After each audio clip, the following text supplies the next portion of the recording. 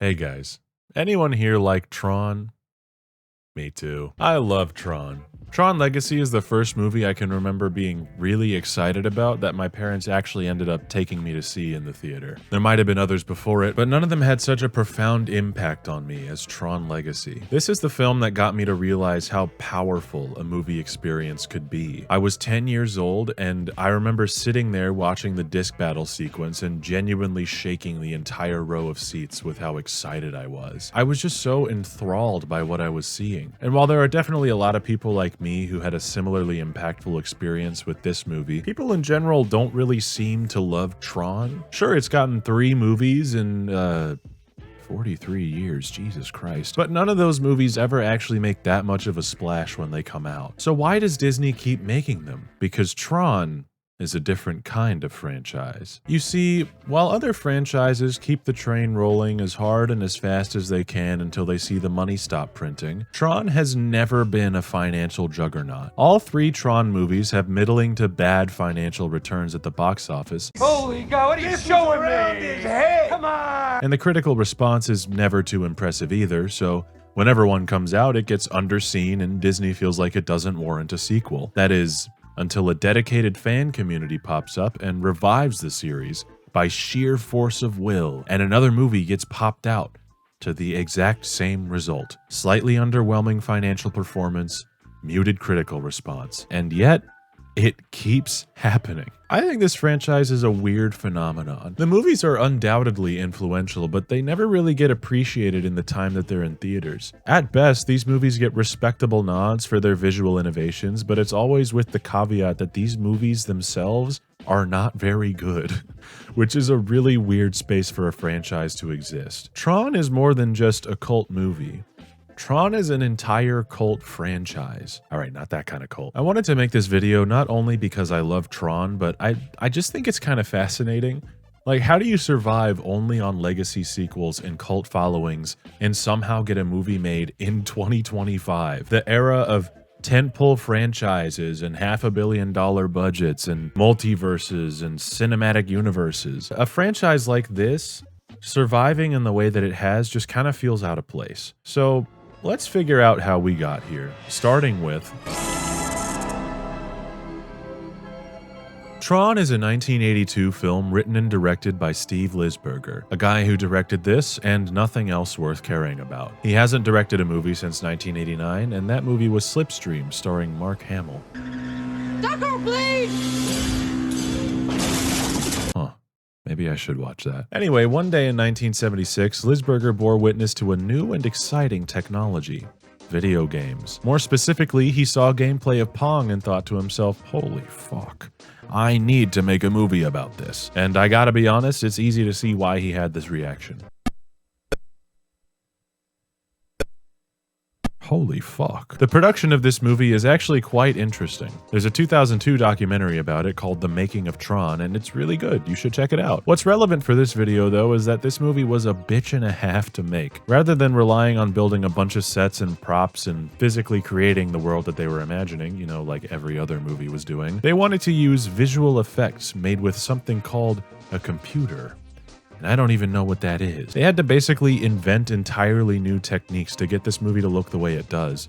And by all accounts, the work was tedious and extremely difficult. You have to still photograph each isolated area separately over and over onto one frame of film, and oftentimes you're having these layers.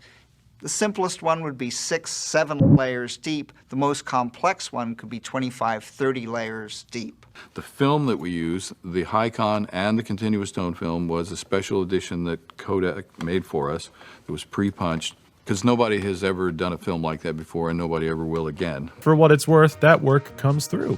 This movie looks really cool. If I place myself back into the mind of someone watching this in theaters in 1982, I could very easily see how someone would watch this and think it's the coolest fucking thing ever. The world is so unique and weird, with blocky spaceships and glowing suits illustrating an entire society within the computer. It's genuinely very creative, and I think this film's cult following is definitely deserved. However, my praise kind of stops at the visuals. Even when they're at their jankiest, they have a charm, and it's hard for me to hate any of it, but that charm is definitely needed because the rest of this movie is,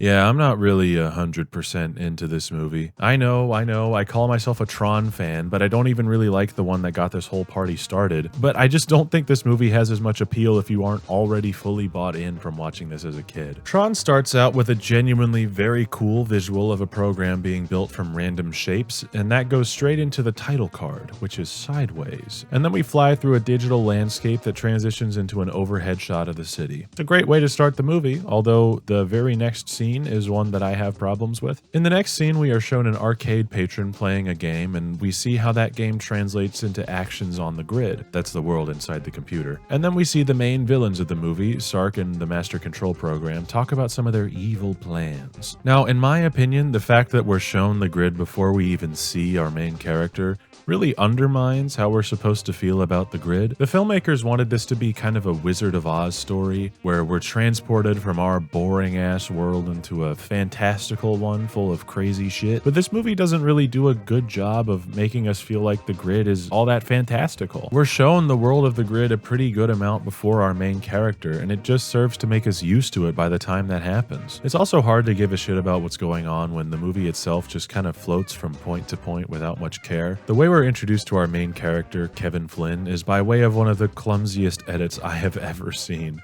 Just look at this. Who does he calculate he is?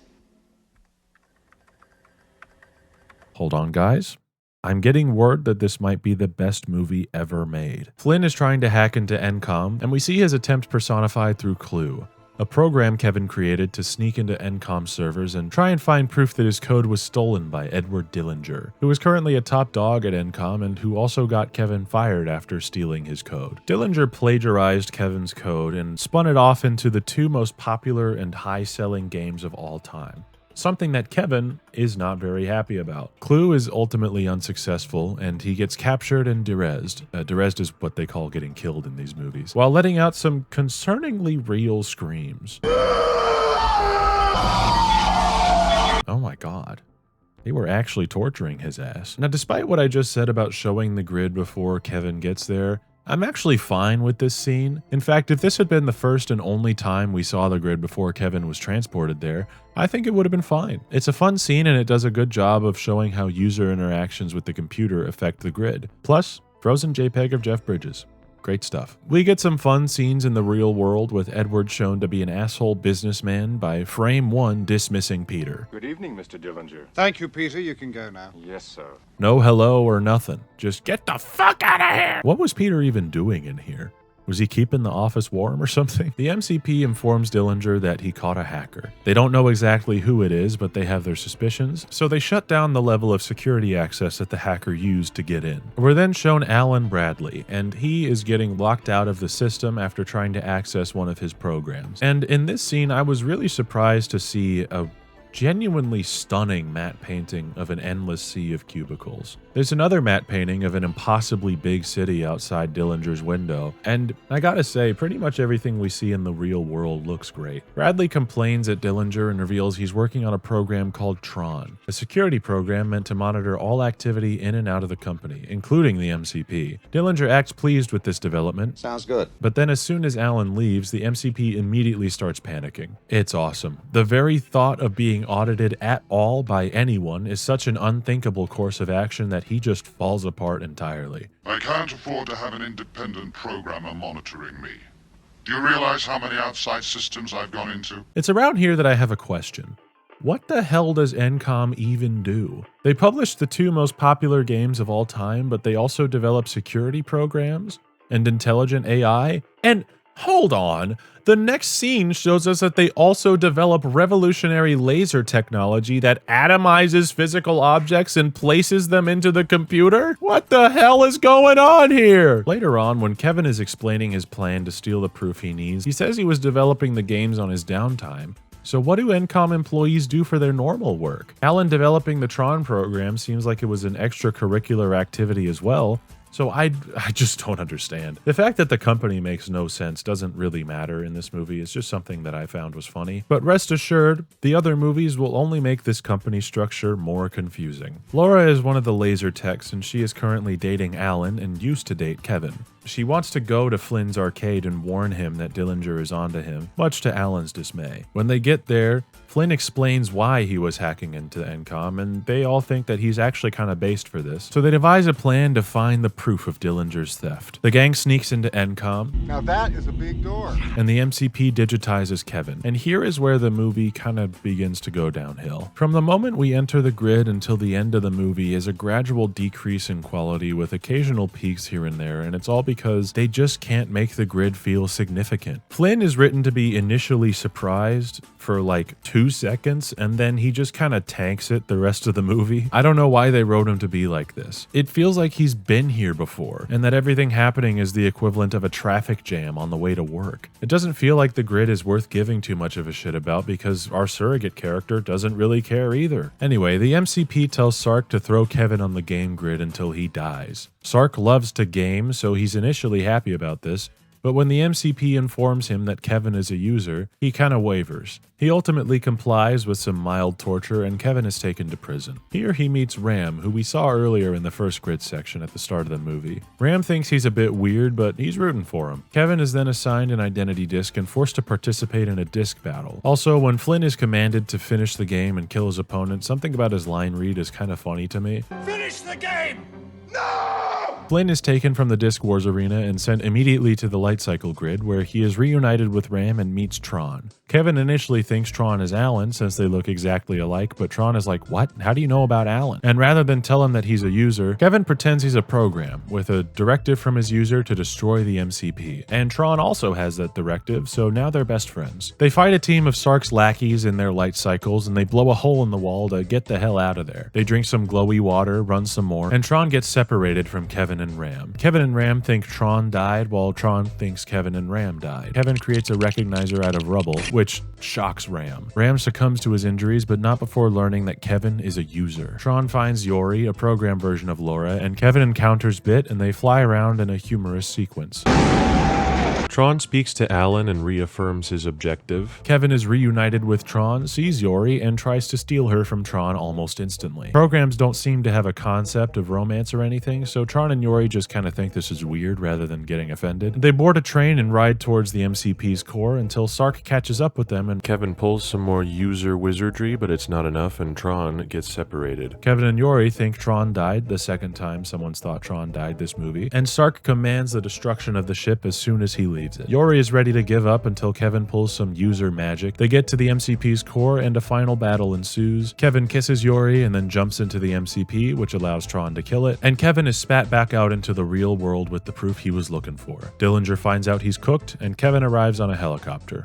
The end. Now, I understand that my description of this movie's events was not particularly animated or whatever, but I want you to know that this was in the same spirit as the movie. Remember when I said that Kevin seemed to already be familiar with the grid and everything? Well, everyone else in this movie also seems to have the cannot bother to give a fuck disease. When Ram dies, Flynn is like, "Aw man," and immediately moves on. Ram has been like a pretty big character up until this point, but in Kevin's next scene, you wouldn't have thought anything happened. Damn, recognizer. And just go straight.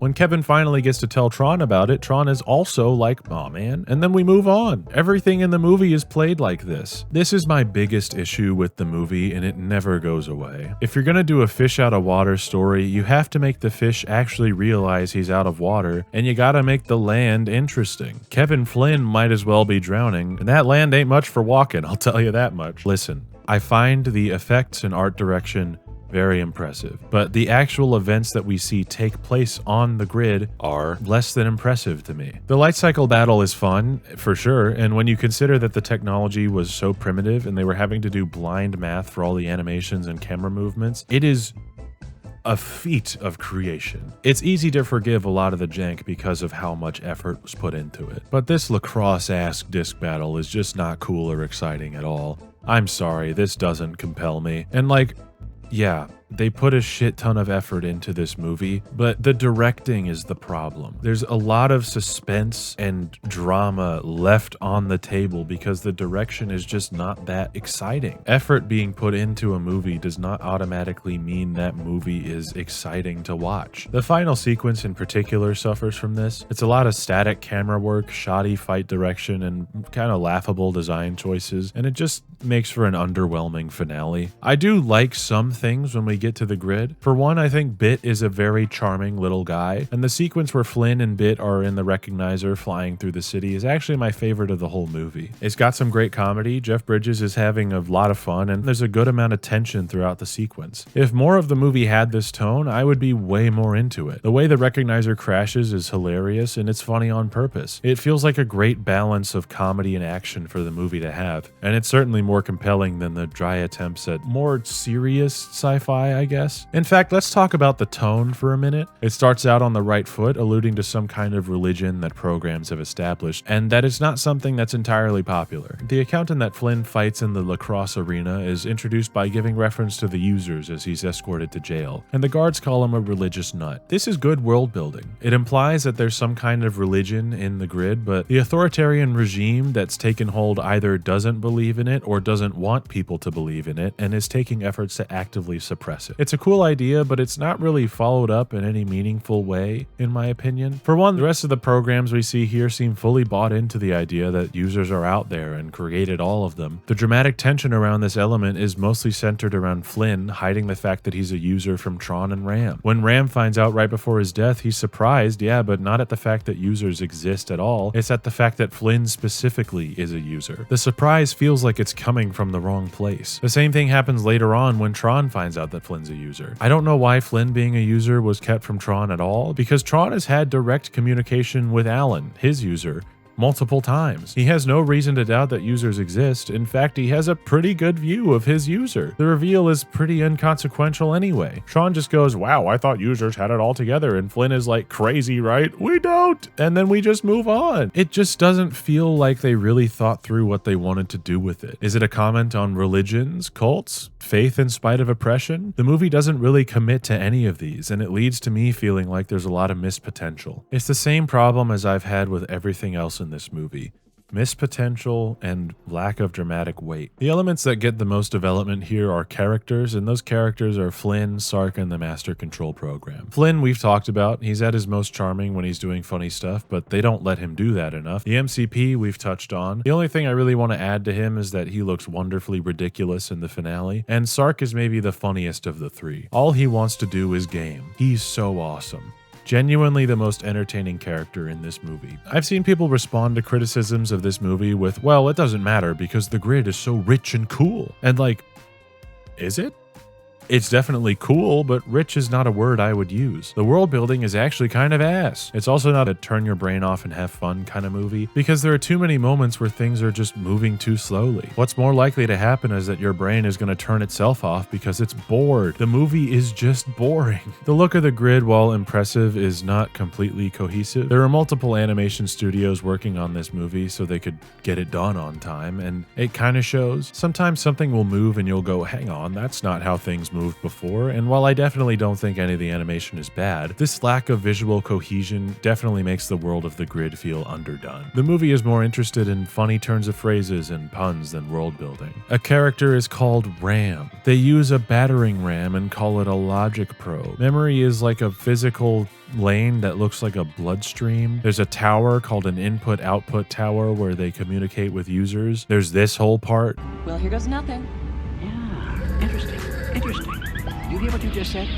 Here goes nothing. Well, what I meant was... Actually, what we propose to do is to change something into nothing. Some of these are definitely more endearing than others, but it can come across as hacky when we don't have much of anything deeper than this. This half-baked feeling extends throughout the whole movie, especially the ending. It just kind of ends after a while. It all happens in the span of just a couple minutes. There's a final battle, Flynn jumps into the MCP, and then he reappears in the real world. Oh, he's got the proof he was looking for, by the way. Right, that's why he went in there to begin with. And then the movie is over. It just ends. There's a scene where Flynn gets out of a helicopter and then we're done. It feels so abrupt. Like, All right, we're done now. See ya! Don't get me wrong, I can absolutely see why this movie gained a cult following. Seeing this in the theater back then, when visual effects were not widely utilized or even just utilized at all, must have been insane. The Academy didn't even know what to do with it. They disqualified the film from the special effects category because they decided that using computers was cheating. Cheating! I asked my dad, and he said seeing this movie back in the day was unlike anything he'd ever seen. And like, yeah, it's still unlike anything I've ever seen. The way they did the effects was so tedious and annoying that nobody ever wanted to do it again. And that means that there is no other movie that looks like this. I may not find the world building all that impressive, but I do find the visuals largely great. But that's really all this movie has going for it. I find everything else to be just okay or boring. I don't hate this movie at all, but I definitely don't like it. I recommend you give it a watch, but after that, stick to YouTube clips, honestly. As a final note, I want to bring up the music because TRON music will become very important later on. TRON's score was composed by Wendy Carlos, who is one of the most important musicians to ever live. She pioneered electronic music not only by helping with production of the Moog synthesizer, but with her own music. Her album Switched On Bach was Bach arrangements performed on a synthesizer, and that album was hugely influential in getting more people to use synthesizers in music. She's also trans, and she helped raise awareness for trans issues by coming out in 1979. 1979! Can you believe that? She is extremely vital to music history, and it's cool that she did this movie soundtrack, a soundtrack that I think is mostly just okay. It's fine. It didn't really stick out to me while watching the movie, and parts of Carlos's work were overdubbed by the London Philharmonic Orchestra due to Disney's interference, which Carlos wasn't happy about. Also, Journey is here. They don't contribute much worth writing home about. The song that they wrote for this movie plays in Flynn's arcade, and I kind of wish they had just kept it. It's a pretty boring song. Apparently they're only here because Supertramp pulled out. Now I absolutely understand why they called Carlos for this movie, but Supertramp? Journey? Okay. At least we got some big names on the soundtrack.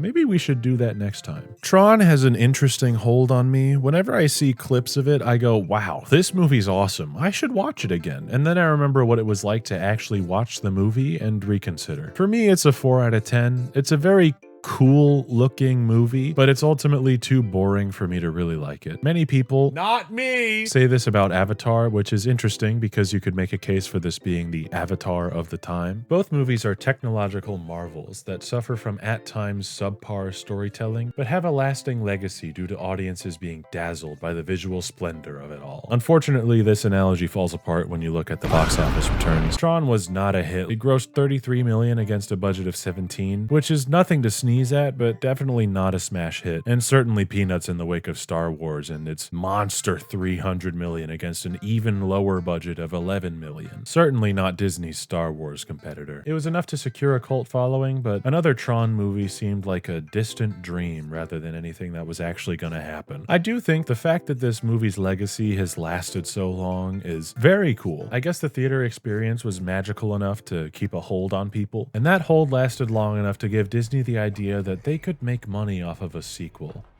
A legacy sequel. Say that again?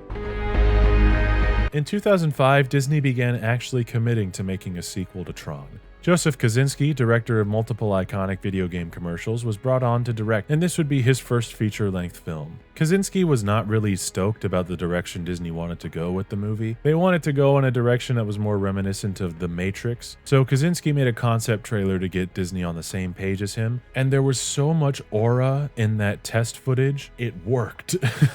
Just look at this thing.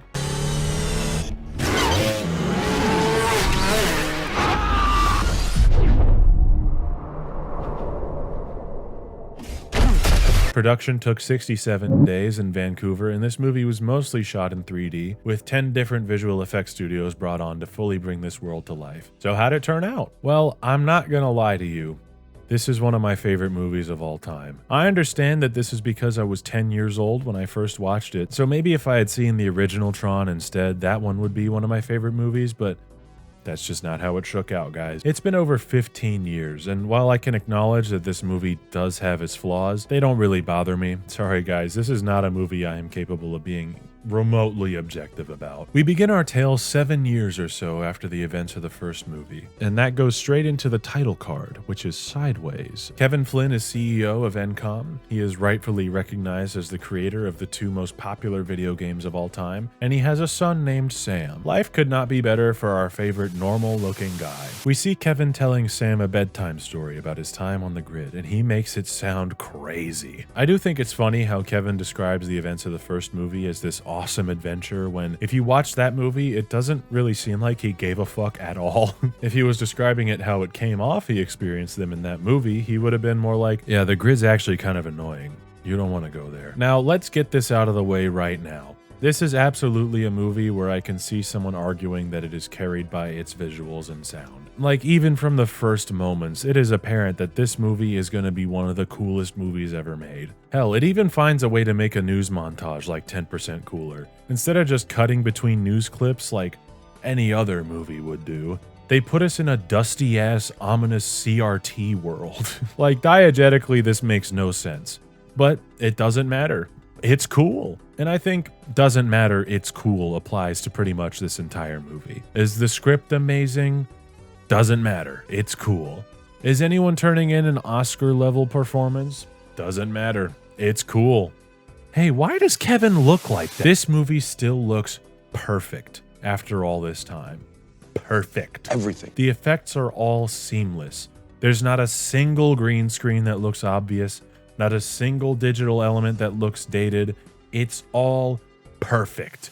What the fuck is that sound? And this is not to say that this movie doesn't have anything else going for it, but if someone were to tell you something like, it's alright, but at least it looks like that, I wouldn't really have a problem with that. The story is relatively cookie cutter. I love this movie to death, and even I can acknowledge that. Right after Kevin tells Sam his bedtime story, he disappears, and then 20 years go by. Sam is a disaffected 27-year-old. The disappearance of his father all those years ago has left him confused and angry, an energy he's translated into a life of delinquency. He speeds along the highway, and instead of pulling over for the cop who catches him, he makes a daring escape, because he's cool. On his motorcycle. Also, he's got shit to do tonight. He's got to break into Encom Tower. Now that is a big door. That's not even as big of a door as the last one. This movie fucking sucks. We see that Encom is having a meeting, preparing for the launch of their new operating system? Sure, fuck it. Let's just fucking do anything. Sam replaces the demo of Encom OS 12 with a video of his dog and uploads the OS to the internet for free. As when Kevin was in charge, Encom didn't charge money for their operating systems. I think this is pretty good writing. We never actually see what it was like when Kevin was CEO, but from the way they talk about the company in this scene and how Alan Bradley, he's back, responds to it, we can infer that he was probably a based and well-liked CEO, which is funny because at the beginning, we're shown a clip of a speech he gave where he sounds completely fucking insane. In there is your destiny. Like, I get it. He's seen the grid, but nobody else has. I know no one else has seen it because Alan hasn't seen it, and Alan is his closest confidant. If Alan knew about the grid and then Kevin suddenly disappeared, that's probably where Alan would check first. But it's reasonable to assume that he doesn't even know it exists and that Kevin never told him about it. So Kevin must be doing a whole lot of other cool shit for people to put up with this. You know, come to think of it, people were tolerant of Elon Musk when he had people convinced he'd invented Tesla, and people still liked those cars. Sucks you can't gas me up. Shout out to Elon Musk. Sucks you can't gas me up, man. Fuck Elon. Maybe it's not so crazy that people would put up with his insane ramblings about the grid. Holy shit, it's Oppenheimer. Rather than just exit the building the way he came in, Sam opts to do the cool thing instead and trick this hapless guard into thinking he's gonna kill himself after revealing to him that he's the largest shareholder of the company. Beast mode. I like how 2010 this idea of a cool guy is. It's not like Sam isn't cool anymore now that it's 2026, but this kind of angsty but not emo main character is very of its time. He rides a motorcycle and jumps off buildings and runs from the cops. Awesome. Sam gets caught and then bails himself out of jail and goes back home, where Alan informs him that he's received a page from Kevin. But wait, that's not possible. Kevin's been missing for 20 years. Curiosity gets the best of him and he heads to the arcade, where an actually good Journey song is playing this time. and he accidentally transports himself into the grid while poking around his dad's secret computer. This is the only time we see someone typing on a computer in this movie, and it's more convincing than what they were doing in the first movie. I find it pretty funny that the first movie was clearly made by nerds for nerds, but the way they type into the computer console is like, "Excuse me, computer, may I have a crack at my TRON program, please?" And in this movie, they try their absolute hardest not to show anyone at a computer at all because typing is for nerds. All of the keyboards we see in this movie are touch keyboards. There's not a physical keyboard anywhere to be seen in this. I guess mechanical keyboards are for fucking lame and losers. Everyone's got to use these touchscreen keyboards. I've never used something like that.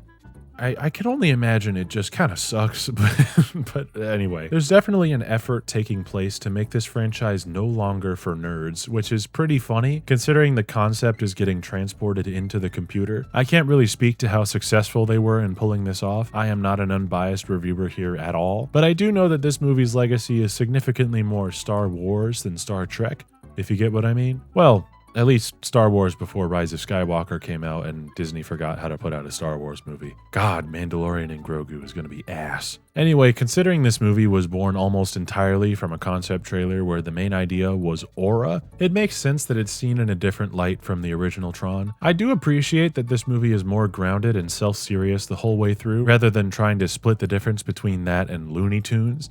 It makes for a much more tonally consistent watch. This effort to be cool is not out of a hatred for the first movie though. Legacy is very reverent to Tron, with references everywhere. The big door, playing a Journey song in the arcade, greetings programs, etc. I think all these references are fine. Good, even, and this is because they all stand on their own. Sam remarking on how big the door is seemed like something he would say. The Journey song makes sense because it's an old arcade and they would probably be playing Journey in there anyway. Greetings programs actually makes the most sense here out of anywhere else in the franchise because Jarvis, that's this guy, is addressing a huge crowd, and that sounds like something you'd say to a huge arena crowd of programs. If you didn't know anything about the first movie and you saw any of these references, I think they'd stand on their own just fine. A lot of other Legacy sequels will tend to just gracelessly toss in references, and pretty much every time it sucks, so I appreciate that this movie does not do that. I mean, it makes sense that this movie loves the first because it is basically the same movie. The base story beats are pretty much the same. It's another Wizard of Oz type thing with many of the same elements being carried over from the first movie. But in my opinion, this movie does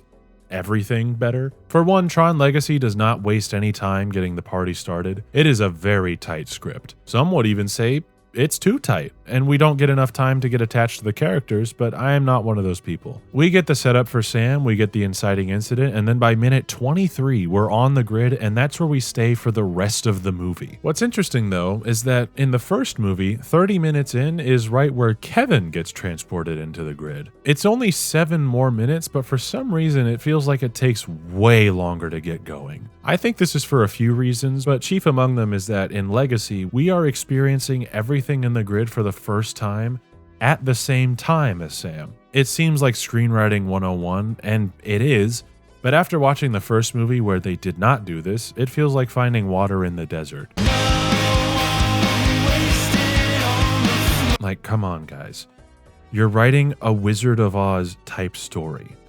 Did we see Oz before Dorothy did? The pacing isn't the only thing Legacy improves upon. We are also allowed to admire the grid this time. The first and maybe most effective time this happens is the first time the movie switches to the full frame IMAX aspect ratio. Up until Sam gets into the grid, everything's been the standard widescreen, but when he steps outside and a recognizer looms over him, the frame expands to IMAX, and the effect is jaw-dropping. This is the moment where you go, oh shit, this is a real movie. The frame stays at this aspect ratio until Sam gets dropped off at the game grid. Right away, you not only get to feel how Sam's feeling seeing all this for the first time, but you immediately get a sense for what kind of a place this grid is. It's an amazing new world, but something has happened to make it ruthless and authoritarian. People are getting picked up out of the streets by big-ass flying machines and shit. What happened between now and the first movie? Really, this first hour or so is just flawless. I mean, I think this whole movie is flawless, but this first hour is the best stretch of runtime. It just doesn't let up. We're taken into the grid after 20 minutes of setup. We immediately get into the disc battle. Then we reveal that Clue is taken over. Then it all culminates in the light cycle battle, which is just straight adrenaline. Really, I don't see what issues anyone could have with this first hour. What the fuck is that sound? Jesus Christ! All right, I'll talk about it. God! Yes, Clue looks weird. I've said it. All right, no one's ever said it before, but I'm saying it right now. Clue looks weird. They digitally de-aged Jeff Bridges. On a technical level, this is a very impressive effect, but it's just not all the way there. I personally have gotten over how he looks through my million rewatches of this movie, but there is something about his plasticky skin and slightly restrained facial expressions that slip him into the uncanny valley for sure. It's interesting to look back on this effect because we really weren't that far off from digital de-aging looking good. They opted for a whole CG head replacement, which was pretty ambitious for the time. Before this, it was like they digitally airbrushed everyone to look smooth as hell if they wanted someone to look younger than they actually were. It was a big swing for sure, but while I admire the effort put into this effect, I don't think it was 100% pulled off. You know, while we're at describing flaws with this movie, there are also some script issues here and there and cringe lines like this. He's different. This can't be good.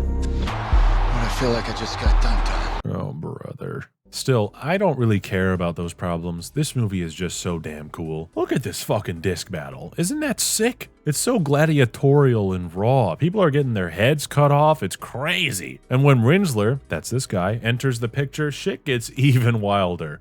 I fucking love this sequence. I also want to mention how I like the aesthetic of this movie way better than the first, and not because the technology has advanced, although that certainly helps. I just think conceptually this movie has a lot more going for it. Every cool idea from the first movie is refined into an even cooler idea, and every bad idea from the first movie is left behind entirely. The lacrosse is gone. Now, it would have been fun to see Bit come back, but I'm not losing sleep over it because look at this fucking light cycle battle. Damn! The light cycles are a perfect example of the film updating something from the original and making it way cooler. The light cycles from the original are perfectly fine. Great, even.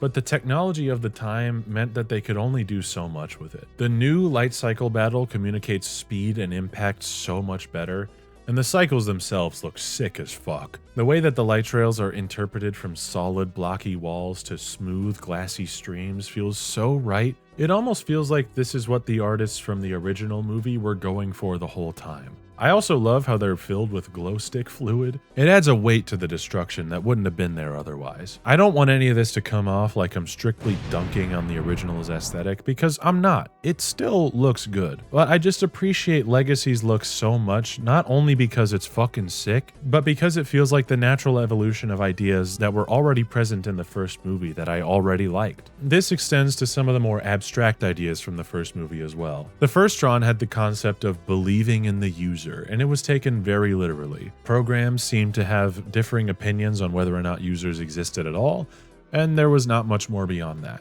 Legacy takes this idea and changes it slightly. The idea is now not about believing whether or not users exist, but whether or not they're worth giving a shit about. Clue has convinced the grid that users are unnecessary, even worth reviling. This narrowing down of the concept allows for more specific ideas to come to the surface, with less legwork needed to be done to establish them. TRON Legacy is very much a yes and kind of movie rather than a we can do it better kind of movie. I also think this movie has more going for it thematically than people give it credit for. The interpersonal drama between characters feels a lot more real than in the original. One of my favorite instances of this is when Sam is taken to Clue and mistakes him for his dad. Clue says he's disappointed with how Sam's life has gone and that he can't leave, which is obviously shocking and hurtful for Sam, until Clue informs him that he is, in fact, not his father. I'm not your father, Sam. It's a great moment, but there's a mirror moment later on. After Olivia Wilde's Cora breaks him out of the light cycle grid, she brings him back to Kevin and they are finally reunited. They're both very emotional, but the moment doesn't go how Sam expects it to go. It's very muted, and Kevin pushes him away to talk more later. When they finally do get to talking, it's awkward. The more Sam reveals about his life and how it's gone, the more quiet Kevin gets. He never says it out loud, but you can tell that he, like Clue, expected more out of Sam. Clue and Kevin are the same person, even if Kevin eventually grew up. It's great stuff. Now again, I'm not saying this movie is a masterclass in dramatic writing or whatever. Plenty of people have found it to be lacking in the story department, but what I am trying to say is that there is good stuff here that elevates it above just being carried by the visuals and sound. Now, it's worth noting that on my most recent rewatch, I watched all 3 Tron movies in a row. So it's also possible that because this movie is the only one of the 3 with identifiable and successfully executed themes, that I'm overrating this aspect a little bit. Anyway, Sam finally gets to ask his dad about why he never came home. What follows is a flashback where the filter actually makes the de-aging look pretty good, and it's Kevin explaining how he created Clue to help turn the grid into a digital utopia, and it was going pretty well until the ISOs appeared. Now, in real life, I have an ISO of Shadow the Hedgehog for the GameCube on my computer, but this movie isn't as concerned with direct analogs to real-world computer terms as the first movie was. This appearance of the ISOs, while revolutionary to Flynn, was seen as an imperfection by Clue. Clue orchestrated a coup against Kevin to take control and get rid of the ISOs once and for all. After the funniest line read of all time, "Am I still to create the perfect system?" Yeah. Clue is successful, killing Tron. Kevin is forced into exile as the genocide is carried out against the ISOs, killing them all. Sam, hearing this, is fired up and wants to do something about it. Kevin pushes back, saying the moment that he steps onto the grid, Clue will know about it. They won't be able to get to the portal unnoticed. Sam and Kevin fight about it, and Kevin reveals that he didn't page Alan at all. Clue did. This is all part of Clue's plan, and Kevin's solution is to not give him any ground and stay where he is, hoping to thwart Clue through patience. Sam hates this idea. He drives a motorcycle. He doesn't know what patience is. He asks Cora why Kevin just doesn't absorb Clue back into himself since he's Clue's creator, but this would apparently be a fatal move. So Cora gives Sam the location of a guy who can help, and Sam sneaks out. He makes his way downtown and trades his dad's light cycle for a cool-ass coat, damning this random homeless guy to getting chased down by the cops. This has got to be one of the freshest homeless guys of all time. Hey, wait a second. There are homeless people here? There are class divides in the grid? Are there grid billionaires? Are there landlords on the grid? Dude, imagine being late on your rent payment and you get sent to the game grid. I'd be so pissed. Sam makes it to the tallest nightclub in the world to meet with Zeus, which is not spelled like the Greek god, but has to get through Castor, who is revealed to actually be Zeus the whole time. Okay, whatever. Honestly, Michael Sheen is putting on an entertaining enough performance, so I don't really care. Zeus was a revolutionary leader, but as the years have gone on, he's lost his passion for fighting for the little guy and reveals himself to be in Clue's pocket, betraying Sam and revealing his location to Clue, who sends soldiers into the bar and a fight breaks out. Now, this is probably the worst fight in the movie. The disc battle in the arena had people jumping around and breaking the floor and chucking discs at each other. And this one just kind of has everyone stand around and swing at each other. The choreography is unfortunately kind of Disney World live show. Cora shows up, gets her arm cut off, and then Kevin appears. This part is cool, but wait, I thought they left together? What was Kevin doing the whole time Cora was getting her ass beat? Waiting for the right time to pull off the most effective aura farm? Well, it works and they escape, but Kevin's disc gets nabbed. Zeus pulls a funny dance. Our heroes are trapped in a free-falling elevator, but Kevin reprograms the elevator's brakes to work again and they jump on the train. Clue and company trace Kevin's light cycle to its point of origin, which is his apartment? House? Anyway, Clue has a moment and remembers when he was created, which makes him flip out. They leave for Zeus's. Meanwhile, Kevin goes into Cora's code and repairs her arm, and him and Sam chat for a bit. Clue and crew get to Zeus's, and Clue explodes his ass for believing he was going to give him control of the city in exchange for Kevin's disc. Kevin and the gang are surprised by a new structure on the train line, which turns out to be the rectifying center for programs. Clue is building an army, and plans to not just get into the real world, but invade it. Kevin, Sam, and Cora sneak around, and Cora gets herself captured. It's a follow-up on a metaphor from earlier, but it's also a distraction. Kevin realizes that Rinsler is actually Tron. Clue is giving an inspiring speech to his new army about how they're gonna invade the real world, and it mirrors Kevin's speech from earlier. Now, keep this plan in mind for later. Sam and Kevin split up so Sam can not only get Kevin's disc back, but also get Cora back, and so Kevin can find them a ride out of there. They are both successful, and Clue is fucking pissed. What follows is what I assume Joseph Kosinski showed to Tom Cruise to let him direct Top Gun Maverick. It's a thrilling air combat sequence, and Tron, after seeing Kevin again, defies Clue's programming and kamikazes himself to let our heroes get to the portal. But it's not enough, and Kevin knows it. He asks Cora to do something for him, and we arrive at the portal. Clue, having survived, is already there. They have a final showdown, and it turns out Cora and Kevin had switched discs, tricking Clue. Clue tries to dive into the portal, but Kevin reintegrates with him and blows up. Sam is back in the real world, and having learned a lot from this journey, he decides to take back control over Encom, to the pleasant surprise of Alan. Sam and Cora ride along on his motorcycle and watch the sunrise. The most peak credits song of all time plays. Speaking of music, Legacy has an ace up its sleeve that I have not mentioned up until this point, which is the music. The music was composed by Daft Punk. If you know anything about anything, you know that getting Daft Punk to do anything for you is pretty much a guaranteed buff. I'm not really into the entire Starboy album by The Weeknd, but let me tell you, those 2 tracks he did with Daft Punk are generational. Daft Punk was a group so goddamn good that they could basically do anything and it would be amazing. This score is no exception. I cannot express enough just how effective their work is here.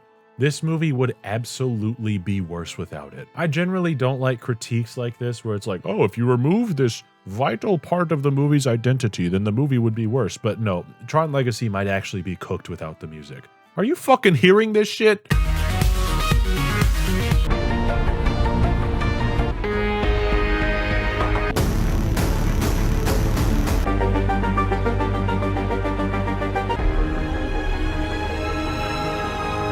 I don't necessarily think that the music carrying this movie so hard makes it worse, though. There's enough here that's already good, so the music just enhances the good stuff rather than being a replacement for it. Which is not something that will continue into the next movie. Much ado is made about how big-budget studio movies end up looking like complete dog shit despite their budgets being able to fund small countries, and it's not because CG is getting worse. The technology is in the best place it's ever been. It's because these directors either don't have a vision or aren't allowed to accomplish their vision. Joseph Kosinski is not a director who has this problem. You can really tell that this world was beamed fully formed directly into his head at some point, and he is just dying to get it out there. Not only is this obvious when you look at how polished these effects are, but it's also exemplified by the cinematography and the set design. This didn't really hit me until I grew up, but on a filmmaking level, this movie is just fucking incredible. Every single shot in this movie is great at worst and completely breathtaking at best. The moment-to-moment stuff isn't forgotten, so even when there isn't a big set piece happening, there's an effort made to make the movie pleasing to look at. And when a set piece is happening, oh boy! The first time I saw the Disc Wars segment, I thought to myself, this is the best movie I have ever seen in my 10 years of life. And then when the light cycle sequence happened, I was beside myself. Even all this time later, these parts are absolutely stunning. Tron Legacy was one of the earlier adopters of what would become known as the Legacy sequel, which is a movie made in the same universe and continuity as an older film, expanding upon the lore and most of the time featuring callbacks to or characters from the original movie while passing the torch to a new cast of characters to keep the IP alive for another couple decades. Legacy sequels have since exploded, and it seems like we get more announced every single day, but I just think it's funny that Tron Legacy could not make enough money to justify fast-tracking or even normal tracking a sequel of its own, and instead wound up dooming Tron 3 to development hell for nearly 15 years while Disney just kind of sat on its hands not knowing what to do with it. For the original to have a moderate box office performance but get revived by a cult fan base is pretty normal. That's how half of these Legacy sequels get started. But for the really expensive Legacy sequel to also be a cult film with moderate box office success, I mean, is the interest even there for another one of these? I guess we'll make an animated TV show and then cancel it after one season.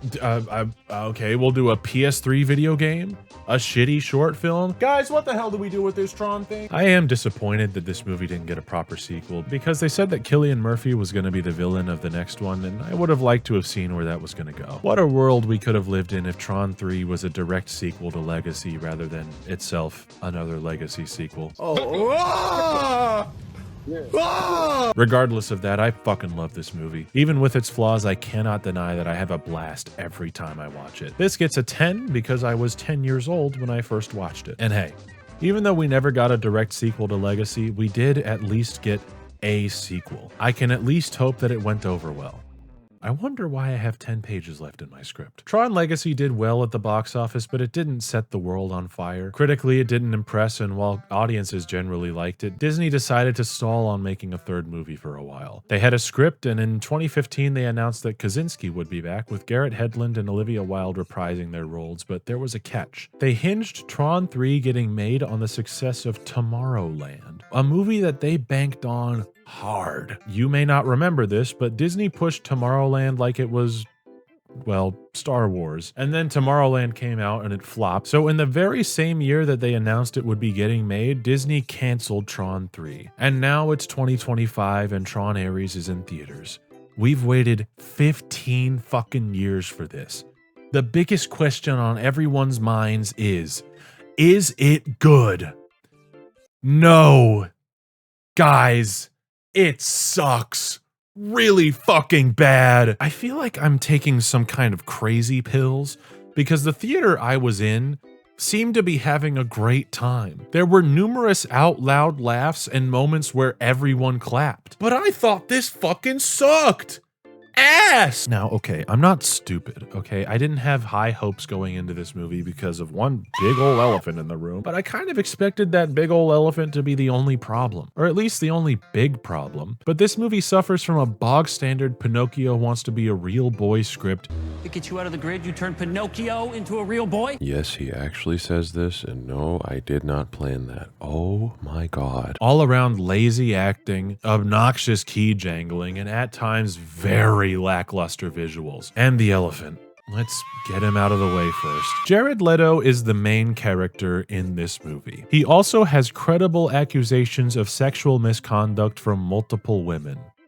Also, he's a terrible actor. There was once a time where Jared Leto being in your movie meant that you'd have a damn good performance. He's incredible in Requiem for a Dream. He won an Oscar for Dallas Buyers Club. But after he won that Oscar, he got a little too into his own hype. For one, he seemed to take the tongue-in-cheek describing of his bands. He's in a band called 30 Seconds to Mars and has been since the 90s. Fan base has a cult following to a shockingly literal conclusion, hosting expensive summer getaways for fans where all the pictures look extremely suspect, and he started getting more eccentric, I'd say. A lot of actors claim that playing the Joker is a psychologically torturous task, but I think Jared Leto may have been actor-brained enough to actually get one-shotted by playing the Joker and turned into a weird freak as a direct result. His on-set antics on the set of Suicide Squad are infamous by this point, but even disregarding that, since Dallas Buyers Club, he's just never been good again. Denis Villeneuve managed to get one final good performance out of him in Blade Runner 2049, and Jared Leto is only in that movie for a combined like 5 minutes, but that seems to be a fluke in his post-Oscar filmography. It's one thing to have one of the worst superhero movies ever under your belt, but to have the worst superhero movie in 2 separate cinematic universes in your filmography,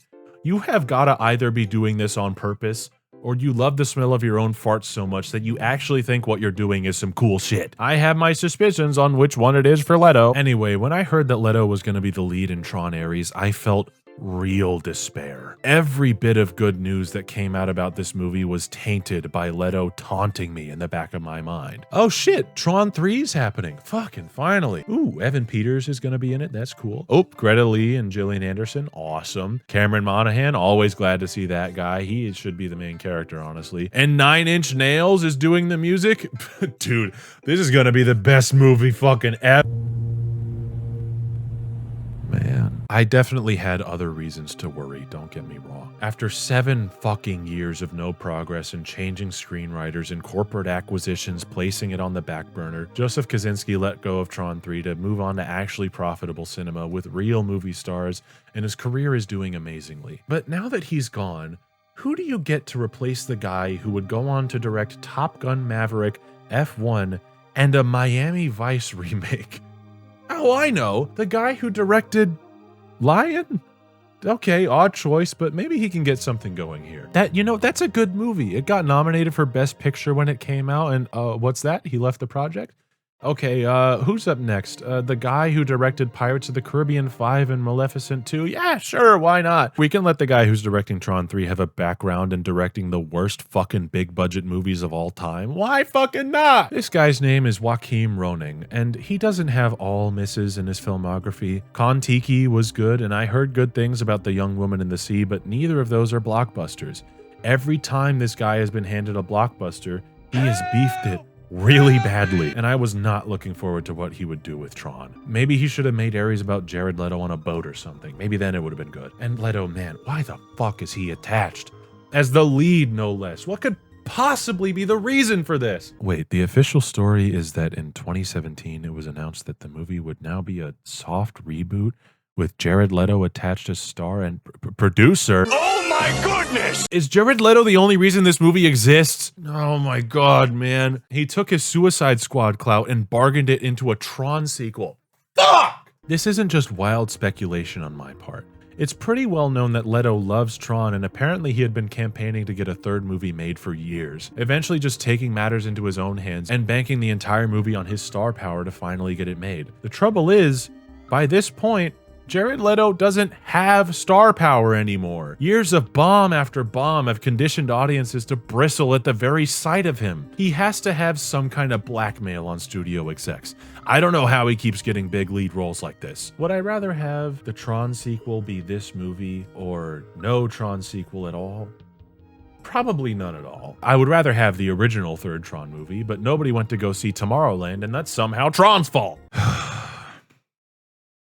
All right, enough bitching. Let's talk about why this movie sucks so bad. To kick off, and I can't express how much this pains me, this movie looks awful. It suffers from a lot of the same trappings of modern coverage filmmaking. Soft lighting perfectly illuminating every possible angle of the actors for the sake of having options in the editing room, rather than committing to a vision and having it look good in the moment-to-moment stuff. It's such an annoying constant, and it felt like getting punched in the head right after watching Legacy, which is how I saw this movie for the first time. The first time I watched this was a couple of days before it came out at a Tron Legacy and Tron Ares 3D double feature, and I cannot express how badly Ares was set up here. Even the Tron subreddit, which is a place where most of the people there like Tron Ares, admit that watching it right after Legacy is a rough time. Tron Ares opens with a slightly altered version of the monologue Kevin gives at the start of Legacy, but the difference is that there's approximately 200% less aura. We are treated to an aping of the ominous CRT room from Legacy, but with only one TV and a really ugly deep-faked mouth plastered onto old footage of Jeff Bridges. Immediately, we are off to the worst foot imaginable,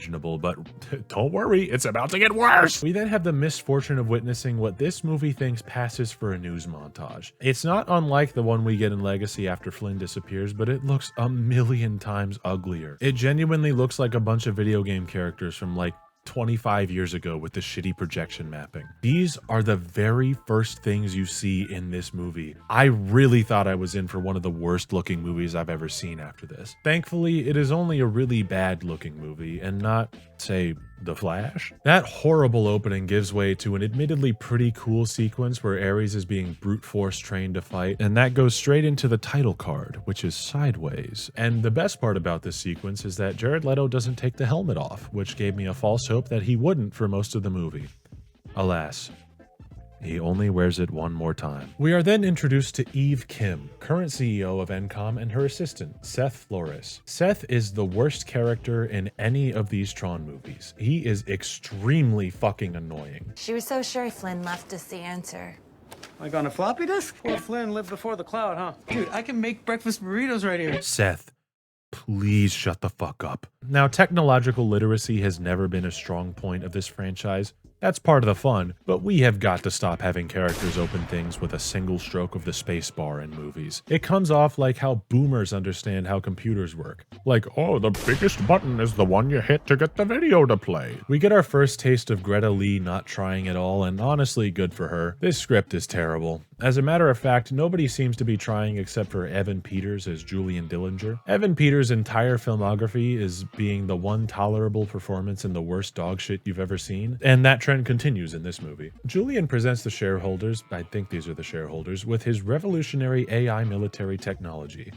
Ares. Oh, come on, man. Put the fucking helmet back on. This might be a controversial opinion, but I think this is Jared Leto's worst performance yet. Yes, I legitimately think it's worse than Suicide Squad because he was actually trying something in that movie. Here, he could not be bothered to give a fuck. It's hinted at in this shareholder scene, but this story is essentially about Ares trying to become human after being brought into the real world and feeling a connection to it. He likes the rain. Aww. Trouble is, Leto forgets the part where he has to convince us that this robot is attempting to become human and remains a wooden plank the entire movie. He is not charismatic or fun to watch at all. Gillian Anderson plays Elizabeth Dillinger, Julian's mom and previous CEO, and she is mostly bored. I can't really blame her. Most everyone is punching way below their average here and not giving anything worth writing home about, and if they are, I'm writing home a really hateful letter full of nails and anthrax and such. It's here that the main conflict of the movie is fully explained. Eve and Julian are racing to find what's called the permanence code,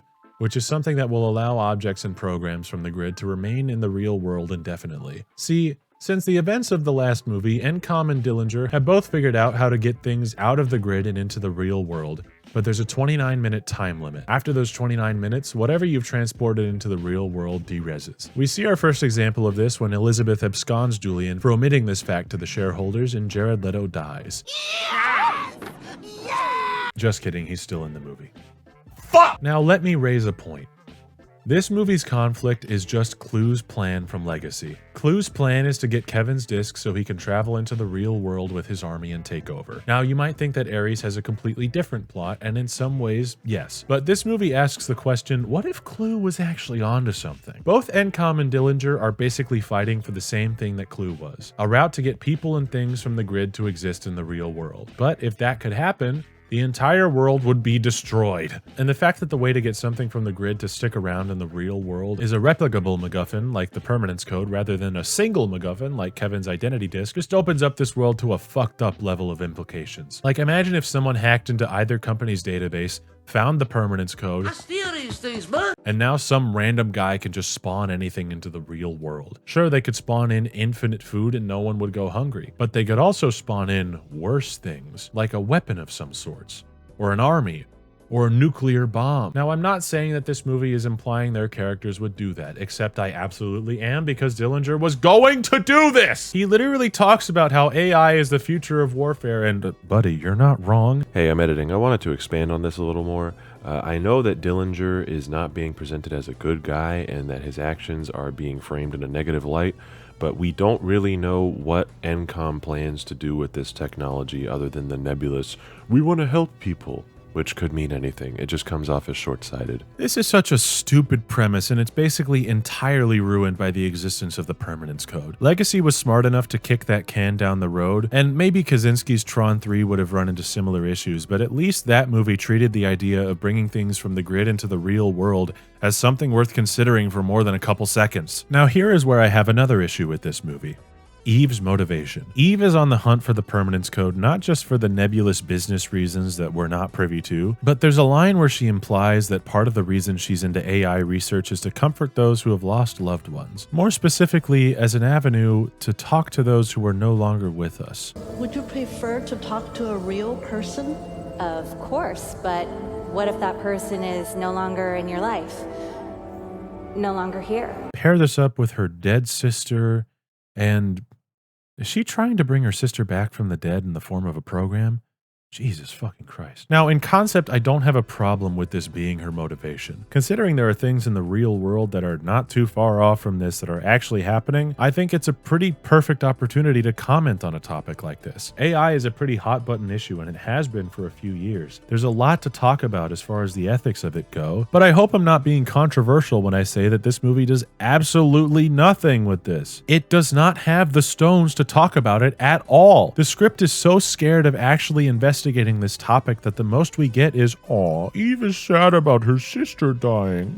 And then Ares talks to her one time and she's like, "You know what? I think it's time to move on." We don't get anything. This movie tries to have something to say about the impermanence of life and AI's potential impact on the world and everything, but it doesn't seem particularly interested in actually investigating either topic, resulting in both themes getting about as much development as Eve Kim. It's limp and uninspired storytelling, and the most it can manage is, well, AI has some downsides, large, but it could be cool, I guess. Also, we all die someday, and that's okay. Anyway, we come back to the grid where Ares wakes up and remarks that he could almost feel the rain.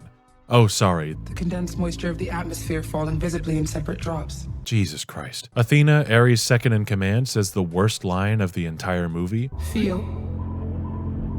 I don't understand. God, I fucking hate this line. Is this the first script you've ever written? Now, I understand that Dillinger probably took away their ability to feel while developing them, but questions as to how that would even work aside, this concept in general is just shallow and tired. You're really gonna do this to me? You're gonna write a robot learns to feel story in 2025 without doing anything to make it more interesting? You wish you were the wild robot. Eve thinks she's discovered the permanence code, so her and Seth generate an orange tree and wait. Seth has yet another painful line, but this time it's a reference. It's all on the wrist, baby. Great. Did we just do it?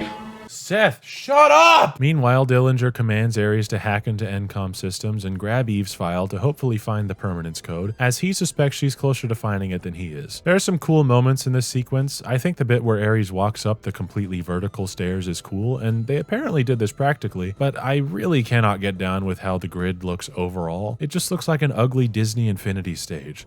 Also, programs. We fight.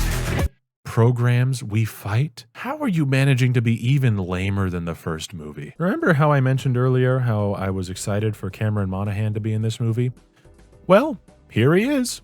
This is the only time he's ever in this movie. Yup, somewhere along the way in Reshoot World, Monaghan got effectively written out of the movie. The justification for it is really dumb too. He starts losing a fight and Athena goes, "He's dysfunctional!" Huh? He's just getting mobbed.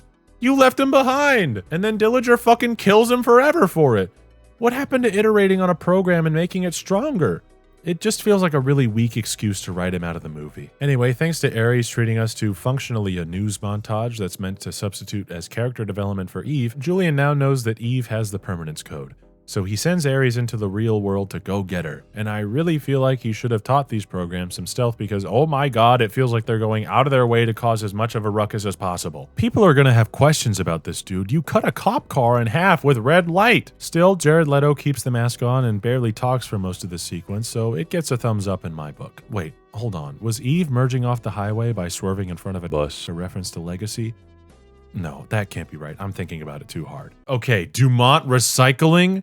I've actually decided that I'm not being schizophrenic enough about the references. Julian just says fuck it and sends a helicopter with a laser to disintegrate Eve and put her in the grid. And right before that happens, Ares starts derezzing as his 29 minutes are almost up. He sees Eve looking at him, and the movie chooses the funniest way to communicate that Ares is processing that a human is feeling something for him other than indifference. She's looking at him beginning to derez and feels bad because it looks like it sucks, and his robot HUD highlights her and a little text box that says, "Empathetic response" appears.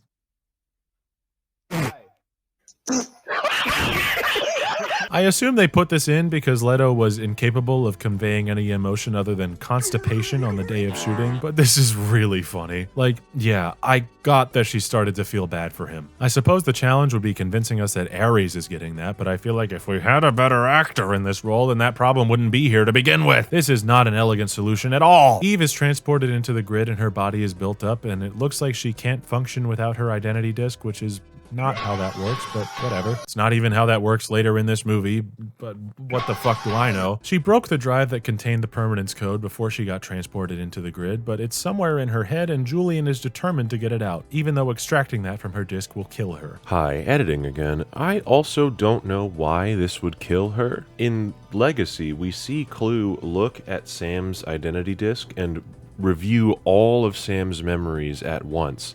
And it just kind of tickles. So I don't know how looking at the permanence code in Eve's disk would kill her, but what the Ares, upon hearing this order, lies to everyone and makes up an excuse to get everyone but Eve out of the room so he can try and get her out of there. He improvises a plan that kicks off a pretty good jet ski sequence, but it would be better if Leto kept the helmet on. It's not like we're missing out on Jared Leto's stellar performance if he keeps the helmet on. It's here where Ares expresses to Eve that he will help her, but only if she helps him get the permanence code. Not for Dillinger, but for himself. And I'm sorry, but but Leto's performance has been so flat the whole movie that this motivation feels like it comes out of nowhere. I don't buy that Ares wants to be a real boy because while the movie was trying to organically spell out his motivations, Leto is not doing good enough work to convince me of this. The most we get is Leto saying that he could almost feel the rain, wondering why Caius wasn't regenerated, and registering that Eve had an empathetic response to him disintegrating. None of this really indicates that he's yearning to be permanent in the real world. Sure, it might be a sign of developing feelings and a set of interiority, but I don't even know why he can't feel in the first place. Programs and their emotions and their sense of self have always been separate from their programming. The way this franchise has presented it up until this point is that there is basically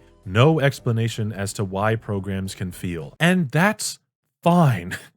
We don't need one. Tron is created in the first movie as basically the same thing that Ares is. They're both security programs, and Tron is a whole-ass guy from the jump. Tron receives orders from Alan, but as far as we can tell, it's up to him whether or not he wants to do it. It just happens that he wants to follow Alan's orders. I'm sorry if this comes off as an insignificant point, but it was something I just couldn't get out of my head while watching the movie. It's a stupid plot contrivance to try and give Ares a reason to rebel against Dillinger, but the way the movie plays out, he's more concerned with getting the permanence code so he can live in the real world because he thinks it's cool, I guess. But tying it back into him learning to feel emotions makes no sense because Dillinger's programs in this movie can already feel emotions. They already have interiority. Caius is fucking panicking when he's getting jumped in that one scene he's in. Athena suspects that Ares is lying and goes off on her own to do something about it. She feels pride when given the role of master control after Dillinger disowns Ares for smuggling Eve out of the grid. She feels anger at Ares in the final fight, and none of this is something that a being with no interiority would be able to do. Hell, she even feels confused at Ares bringing up the concept of feelings earlier in the movie. The strongest piece of evidence against this whole plot line making any sense is Athena! Jodie Turner-Smith is putting on a way more compelling performance than Leto, which actually works against the movie because she's supposed to be a robot up until the very end. I don't even blame her. It feels like they had two dueling motivations for Ares, and somewhere along the rewrite train, they just mashed the two together and hoped for the best, resulting in everything getting all fucked up. Well, good job, guys. You gave Ares a motivation that is really dumb and confusing if you even think about it for more than a couple seconds. Great job. And I'm just gonna get ahead of this. I don't want to see anyone in the comments talking about some just turn your brain off and enjoy the movie. No! Why would I do that? If I notice something that makes me go, hey, wait a minute, I'm not gonna ignore it for the sake of, oh, well, I shouldn't be thinking about anything while watching the movie. Why do you think that you bringing up the fact that you can only enjoy this movie if you're not thinking is a defense of it? If you watch this and you don't really think about it and you have a good time, whatever, that's fine. But don't get defensive when I start to think about it and I don't like what I'm watching. Anyway, Ares and Eve escape the grid and Athena gets promoted and told to track down the permanence code by any means necessary. I'm sure this phrasing will not cause any problems down the line. Ares and Eve chat on the way to Encom Tower, swapping motivations. And by that, I mean Ares tells Eve's motivation to her because he already knows everything about her. It's helpful for the audience as well because this is the only time her motivation is expanded upon or developed like this. We also learn that Ares likes Depeche Mode. I'm sure this is supposed to be cute or funny in some way, but again, Leto is not bringing anything to the table. We are subjected to more Seth once Eve and Ares get to Encom Tower. Pleasure. Yeah, that's nice. So Ares, like, is in the god of war, Ares? Yeah. Cool. You're Greek, that's awesome. Seth, I am begging you to please shut the fuck up. And we get more writing that would probably be any kind of charming if Jared Leto could be bothered to do anything with the material. Come on, man, do something! They go to a recreation of Kevin's office at Encom Tower where they expect to find a backup of the permanence code. And Athena tracks them down and waits for Ares to Derezzed so she can capture Eve. Ares pulls a huge bonehead move and tries to jump after Athena, but is hit with the particle laser and transported into, surprise, the original grid from the first movie. Now, this is probably the best stuff in the whole movie. I think it looks great, and that's the only time that I can say that about this movie. However, Jared Leto takes every opportunity he can to fucking ruin it by jerking off the 80s the entire time. The 80s. Classic. Dude, I wasn't alive in the 80s. I don't care how cool it was. I'm going through like 8 recessions at the same time. I don't give a fuck about the 80s. Bit makes a return, which is nice, and then we get the biggest surprise of the movie, Kevin Flynn. At least it would have been a surprise if Jeff Bridges hadn't straight up said he was in the movie, and then the marketing pivoted to including him. God, Jeff Bridges is so awesome. Also, it's not really Kevin Flynn. It's like a backup of him or something, but he's also really old, like he would be today. Whatever. Anyway, Bridges completely mogs Leto in terms of charisma and screen presence. He brings such a warmth to the movie, and it is absolutely crazy to watch in contrast to Leto's best impression of a brick wall. This is intercut with Athena breaking the laser, which traps Ares in the grid, and the single best moment in the entire movie. Yes! Hell yeah! Hey, come on, baby! Come on! Yes! Come on!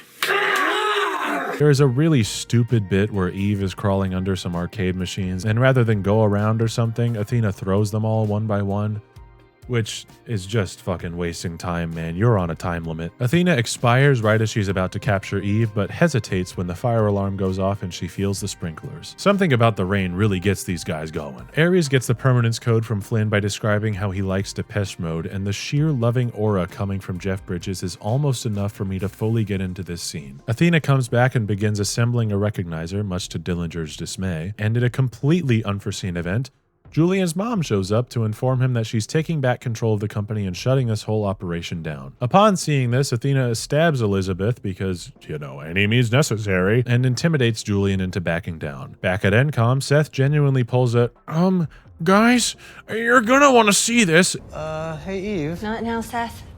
Okay. Hey, are you sure? Because that looks like an actual recognizer flying towards us. And I am gonna want to kill myself. What follows is the final showdown, which is the worst looking sequence in the entire movie. And Ares, who is now a real boy, defeats Athena, and Eve's co-workers blow up the Dillinger grid, meaning that Athena can no longer come back. We end with an epilogue where Eve receives a postcard from Ares where he sequel baits us, which is never a good idea for a Tron movie, and the movie ends. Jesus fucking Christ. Okay, I gotta come back to how bad this movie looks. The most frustrating part about it is that there are some sequences here that do look pretty good, but it feels like they went in only having ideas for those sequences and then forgot to flesh out the rest of the movie. But even then, these visuals can't hold a candle to Legacy, and that's because of the lighting. It's too flat. I don't feel immersed in the setting because it feels like everyone is on a green screen. It's never not a problem, and for a movie that's supposed to carry on a legacy of distinct, impressive visuals, it's just inexcusable. Someone on the Tron subreddit did the work for me and compared some shots from Ares that are supposed to imitate shots from Legacy, and holy fuck, they look so much worse. It is not even funny how much worse they look. And I can't stress enough just how bad the final battle looks. It's littered with CG smoke that clutters up the frame, and the green screens are just terribly done, even worse than before. Ares' armor looks too bulky and obstructive. It almost looks like a cosplay of the movie's armor rather than the actual armor. It just doesn't look like it fits, and he's the only character with this problem. With all the extra lines and the red light and the meaner looking vehicles, I can't help but feel like they looked at Legacy, a movie already pretty concerned with making Tron cool, and went, nah, we can make it cooler, which just results in the whole movie feeling more antiquated than innovative, just like the attempts at the comedic writing, just like thinking Jared Leto is a worthy leading man. Neither of the two main grids in this movie look any good. Encom's is too bright while somehow being underlit, and Dillinger's is not dark enough while also being underlit. Sorry, I really just can't get over the lighting. The whole movie looks flat and boring. The scenes in the dark feel like they have the same light values across the image as scenes in broad daylight. There's very little contrast, and it makes everything look worse. Shit, I might quit my job and become a gaffer at this rate. We need more gaffers! Okay, if I keep talking about how bad I think this movie looks, I'm gonna be here all day. Let's talk about how this movie feels deeply, deeply hollow. None of the grids ever feel alive. There are no programs apart from the security programs and our main characters, and most of the security programs don't even have faces. It doesn't feel like a real world. It just feels like a purely functional stand-in for plot purposes. It leans more towards the first movie, where the grid was a stylized interpretation of computer coding. For instance, hacking in this movie is just telling a program to go and fight the security system of the place you're trying to hack into. But even then, the first movie put in the work to make that grid feel alive somewhat. It felt populated. Legacy went in the opposite direction, leaning more towards the society aspect and leaning away from everything in it being one-to-one to actions taken outside of the grid, and I think it works great. Ares is more interested in the real world interacting with the grid and the grid coming into the real world, but it doesn't develop the grid or the real world particularly well and ends up with two shallow worlds rather than one interesting one. Also, I realized something while watching this movie a good bit through. You know who's not here? TRON! Yeah, TRON is not in this TRON movie. He's not even mentioned! Now, I don't blame Bruce Boxleitner. It seems like he got pretty disillusioned by Kaczynski's TRON 3 getting canned and wanted to move on with his life, but to not even mention TRON in this TRON movie just really calls into question what the hell we're doing here. And like, TRON has never been the main character of these movies, but it feels weird for TRON to not even be an element here. TRON Ares is more interested in referencing the other movies rather than continuing their stories in any meaningful way. It's trying to force me to like it by referencing the other movies, which wasn't ever going to work because I don't even like one of them that much. Now, some of you may be asking me, Dawson, what about the 9 Inch Nails soundtrack? That's really good. And it's true. The 9 Inch Nails soundtrack is great.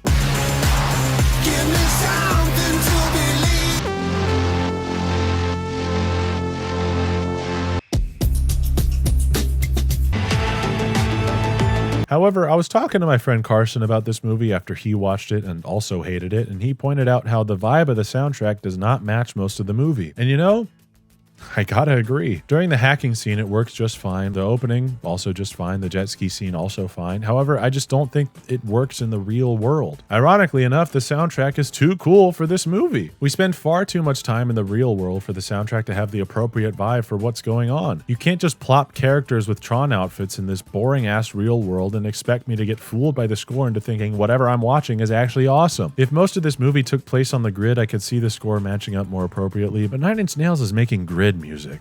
And half of this movie is not on the grid. There was something else that I just couldn't get away from when watching this. It was a feeling I had that wouldn't leave, and that feeling was that this movie has huge loser energy. Gary fucking V, NFT/crypto scammer and unhinged lifestyle guru, has a cameo and a line or two. Who do you love the most in the world?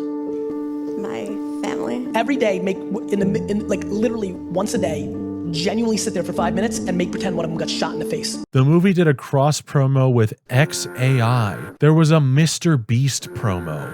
Jared fucking Leto is the lead star. It all feels regressive and trend chasing, which is why I think this is where the franchise dies. I think it's curious how Tron Ares and Tron Legacy are legacy sequels born from a love for the franchise, but the approaches they take could not be more opposite. Legacy might have started from Disney thinking it would be profitable to make another Tron movie, but Kaczynski's idea was not just to invoke the original, it was to deepen the world and ultimately be its own thing. Ares has no interest in basically anything. Everything about it is so half-baked that all it has is references to past movies. Joseph Kosinski and Jared Leto both clearly love Tron, but one of them used that love to make a compelling movie set in the world, and the other used it to make a vanity project where he was the main star. And something else, I watched this movie 3 times, once in the theater and twice at home, but the most significant moment between me and this movie didn't happen any of the times I was watching it. On Christmas of 2025, I finally watched Top Gun Maverick, and it was fucking unbelievable. I know, I'm really late to this one, and I'm kicking myself for not seeing it in theaters, but I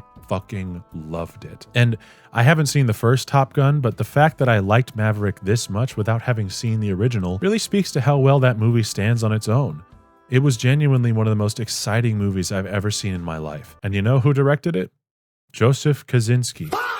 And it is immaculately directed. In fact, after watching Maverick, the idea that we were robbed of a second Kosinski Tron movie when there was a chance it could have been as exhilarating as Top Gun Maverick pissed me the fuck off. I got so mad. In fact, I got so mad that I started hating Tron Ares even more. Because you're telling me we could have had this? This could have been Tron? And this is what we got? How can you look at this movie and go, yeah, this is a worthy entry into the Tron franchise. I should hire Joachim Roning to direct the movie. And look, if you like this movie, that's fine. You don't have to agree with me on movies to be my friend. But I hope you can at least see why I found this movie to be disappointing and why the missed opportunity hurts so much. What if Kosinski got to make his second Tron movie? Even if it didn't turn out to be as good as Legacy, I can guarantee you that it would have been better than Ares. This movie is fucking terrible. I hate it so much. It's a 2 out of 10 for me. I think this is the end of the line for Tron. This franchise has only gotten as many movies as it has by retroactive appreciation, and I just don't know what people will retroactively appreciate about this movie. The only thing this movie has going for it is the soundtrack, which is great, and it definitely makes some parts of this movie more bearable, but it's not enough to carry Tron Ares into cult status. Sorry, Nine Inch Nails. I love you. Visually, it's either nothing special or just flat terrible. Story-wise, it's barely even trying. None of these actors are trying either, except for Evan Peters and Cameron Monaghan, and the latter had all of his scenes cut. It just doesn't have the sauce. Of course, this is just my personal opinion, but in the months since this movie came out, I have seen that the general response has been underwhelming at best. The only people really holding on are people who already liked Tron. Ares didn't really get the franchise new fans, and I doubt that it will when it comes to streaming because it just doesn't do anything exceptionally. If anything, I think streaming will hurt this movie because watching it in the theater is probably the best way to watch it. Most people don't have good enough setups to account for the way a lot of modern movies are shot and lit nowadays. Not everyone has an HDR capable TV. Some people don't even know how to turn motion smoothing off. I think the soundtrack will probably live on, but at best it'll be another diamond in Trent Reznor and Atticus Ross's star-studded soundtracking run. It's not even the best soundtrack they've done in the past couple years. The Challenger soundtrack blows this one out of the water. Tron has always been a franchise that's on its deathbed, but this movie bombed at the box office. Not a moderate success or anything like that. It didn't even make its budget back, which is something that the previous two Tron movies managed to do just fine. No Tron 4 has been greenlit as of writing, and it seems like Disney was waiting to see how Tron Ares would do before they committed, and I don't think this will encourage them to do so. I'd love to be proven wrong, but Tron Ares is just not the kind of thing you can launch a franchise off of. What makes this even more embarrassing is that there's a mid-credit scene that is clearly teasing some kind of sequel.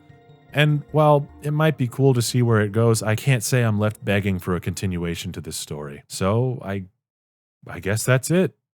Tron's dead. You know, we had a good run, but like many franchises, we ended on some ass. Damn. Wait, hold on.